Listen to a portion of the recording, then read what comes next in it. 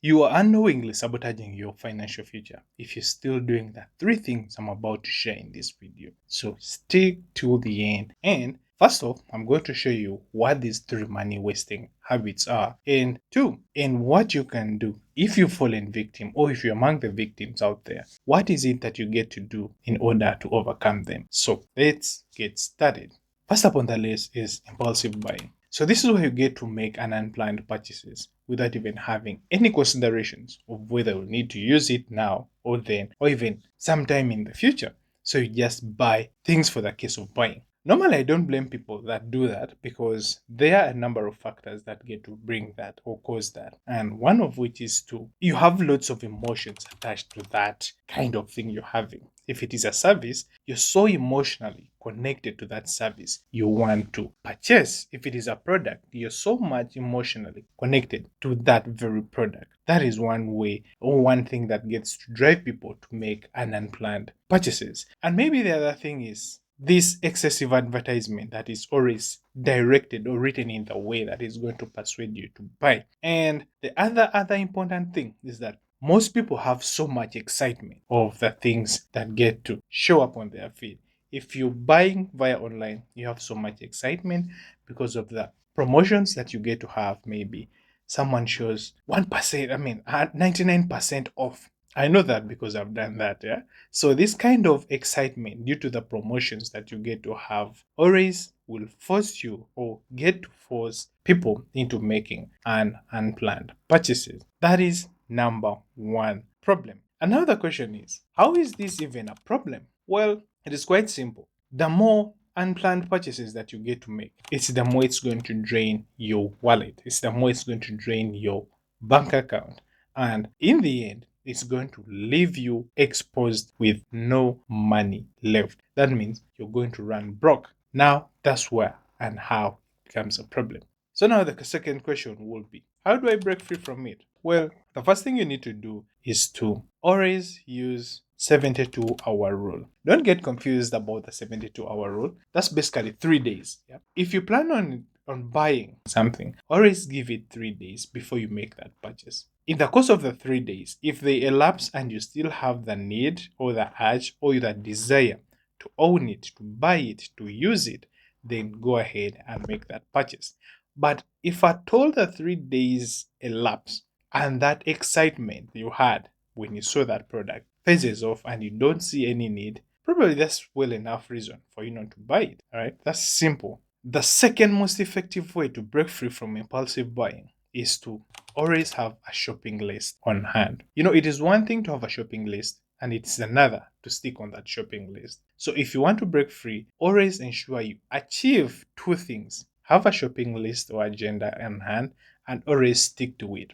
Regardless of whether something is so important, so useful, but as long as it is not on your shopping agenda, don't buy it. If it is not on it and you need it, make the purchases that you are supposed to make. Then go back, add it on your next agenda of things that you have to purchase next. And that way, you're going to break free from the impulsive purchases or impulsive buys. And finally, in regards to breaking free from impulsive purchases or impulsive buying, is to unsubscribe from promotional emails. If you've ever had the opportunity of joining in promotion, or joining in different email lists and all that, people are always writing promotional scripts. And they write these scripts in such a way that it's going to persuade you to make a purchase. Through these scripts that they're going to attach all the top reasons that drive your impulsive purchases. It might be they will excite you with a sales offer that is 99% off on the product. And guess what? You're going to make that purchase because, after all, it is a deal that you wouldn't want to miss. So, if you want to break free from this, always unsubscribe from all those emails. If it is an email that doesn't give you value for free,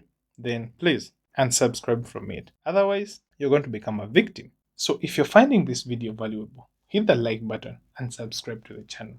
So, let's get back to the video. Bad money wasting habit. Number two is to over rely on subscription. It is so funny that as humans, we have so much desire for instant gratification. And in the course of doing that, we end up looking out for things that tend to entertain us, things that tend to give us fun. In the end, what that leads us to is to subscribe to some of these things. It could be some of the packages, softwares, some of the learning platforms or teaching platforms, some of the platforms that provide us with entertainment. That could be movies, it could be music. This kind of over reliance is a problem that you are not seeing right now.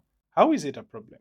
With all subscriptions to these platforms that get to give us instant gratification, there comes hidden costs. For instance, you might you might subscribe to a movie platform. Say it costs about 20 bucks, yeah, or $20. It is not just the $20 you're paying. You're paying something more than that because you have to pay for subscription service. And in most cases, this service is never paid by the subscription company. It is always paid by you, the person who is subscribing to that platform. You're going to pay for the subscription service for that platform. Even the credit card or your Visa card that you're using to subscribe is also going to be charged. All those hidden costs that come with subscribing to those platforms, they are not accounted for. And you do that long enough, you lose out on money. That is one way. And the second way this becomes to be a problem is that in most cases, you end up subscribing to a number of platforms that you yourself end up not even using. So, what does that mean? It ends up being a loss to you, the person who is purchasing. If I might create a scenario or give an example, say you're having about 5 platforms you use. You have a music platform, you have a movie platform, you have a gym fitness platform, you have a brainstorming platform, you have a learning platform. Yeah, so there's about 5 platforms. And suppose each platform pays or charges around $20. So that would be 20 times 5, which is about $100. Okay. Now, to most of you, you might say, yeah, $100, that's very little money. But that is little money if at all you get to use all those platforms. But in cases where you subscribe and waste or spend that that $100 bill on those 5 platforms and you don't get to use it, in a period of a month, that will be $100 wasted. Now, imagine it is a whole year. That will be $100 times 12, which is 12,000. 1,000. Let me see, 100 times 12. That is $1,200. Yeah. In a period of a year, that would be $1,200 wasted. So you get why I'm saying that reliance on subscription packages or platforms gets to be a problem.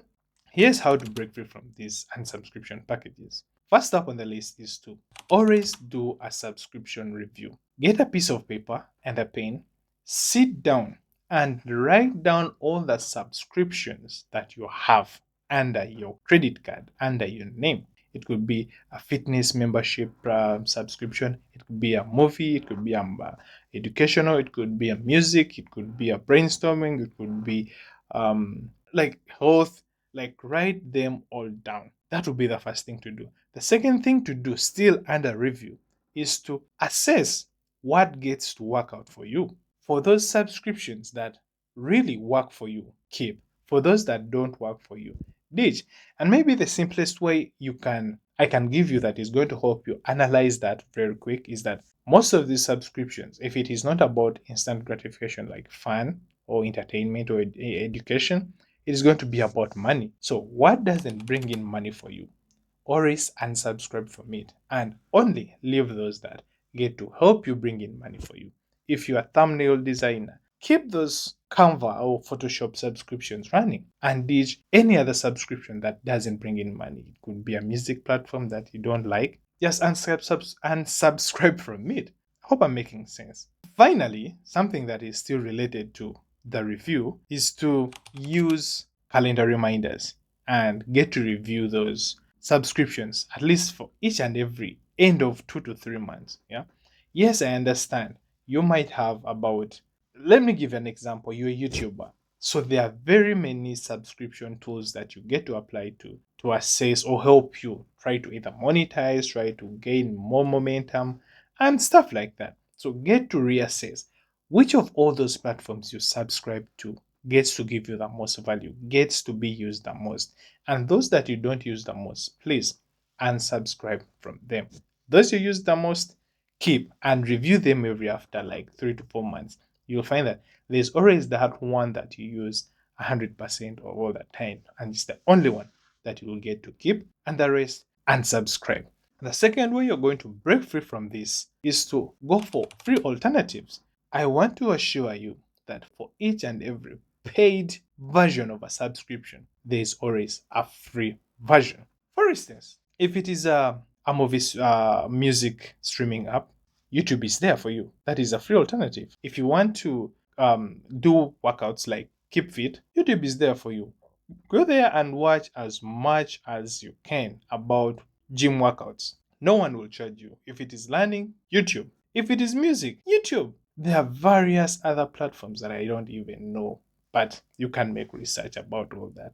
And let me know which kind of app, which kind of free version that you would want to use. Maybe I'll drop it in the comment section or make a video about it. Those are the ways I've found to be very effective as far as over reliance on subscription gets to become a money wasting habit. The final and last money wasting habit is to live without a budget. I want to assure you this is the case with most people. They always spend recklessly without having a spending or a planned structure of how to spend money. And what normally happens in the end is they lose out. They go broke, they lose their focus, they lose their control over what they get to spend and what they don't, and end up being broke. Again, how is this a problem? Well, I want us to be very sincere. If you recklessly get to spend all your money, you're always caught off guard. So you spend and you don't even get to know how much you're left with, which leads to another problem, which is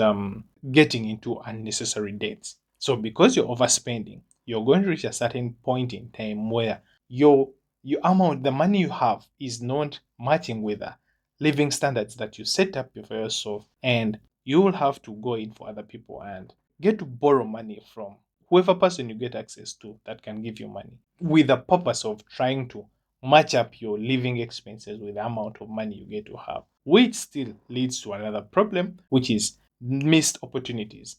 And this normally comes about when you don't have enough disposable income left for you to spend on savings and future investments. So I think that alone gives you a clear perspective on how living without a budget gets to become a problem. Now, how do you break free from all this? It's quite easy. First up on the list, you have to master and start using the 50-30-20 rule. This is quite simple. Get all your total income that you get to have after taxes and spend 50% of it on needs, 30% of it on wants, and 20% of it on paying your past debts or debts, or investing in your future investments or savings. So let me give a scenario. Say you earn about 20,000, whether it is daily, weekly, monthly, yearly, depending on how your payout structure is. You have 20,000. 50% of 20,000, that is 10,000. Spend it on the wants, on the needs. That could be mortgage, it could be bills, health insurance, and all that. Then 30% of the income that you have, that's about 6,000. So spend it on the wants. That could be having a new car, having a new pair of scissors. I don't know why these scissors, but yeah, having a phone, having a new pair of trousers. Like, use that on the wants, and then the last 20%, use that. If at all you had acquired previous debts, use that 20% to cover up for the debts, and also to save for your future self, to save for your future investments. That's how you get to master or use the 50-30-20 rule to break free from living without a budget. The second effective way is to always create spending cap for all the discretionary categories. When I mention discretionary categories, simply I'm trying to talk about things like dinner dates, things like house parties, things like lunch dates, between you and your girlfriend. That's if you have one. Always get to have the limit of how much you get spent on those functions. So you suppose you're hosting a house party. How much you get to spend, that is up to you. But any amount that you get to put forward in your mind, in your notebook, that for this house party that I'm going to host, I'm going to spend 5,000 on it. That is it. Never exceed that. That way, you always have control of how much you get to spend. And lastly, always use the zero based strategy. Well, this strategy is quite easy, but not many people know of it. Maybe you know about it, but you didn't know that it is the zero based strategy. So, how does it apply? What is this strategy even? So, this strategy is where you get to assign a purpose, yeah, for each income or each dollar you get to have on your bank account, on your in your wallet. Using an example of having about $30 in your wallet or your bank account. So assign each note or each coin or each dollar a purpose on which you're going to spend. Say the expenses you have is health, food, and mortgage. Spend $10 on mortgage, $10 on health, and then mortgage. Do this until you reach the point where the amount you have or your income is either equating to the expenses, or better still, it supersedes the expenses that you get to make. And that way, you'll be rest assured of having broken free from living a life of no budget. Now, if you've gotten this far, I want you to let me know in the comment section which of these feels like a big challenge for you. Feel free to let me know. I'll personally make sure that I tend to it.